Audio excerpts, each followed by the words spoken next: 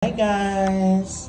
So this is my room for 3 nights and 4 days here in Manila. I've already set up my wardrobe. This is quite a decent, hotel.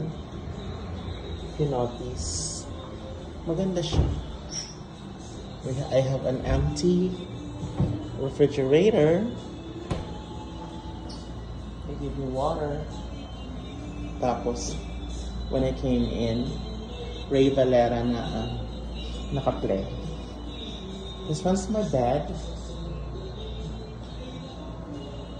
It's quite decent. It's very functional.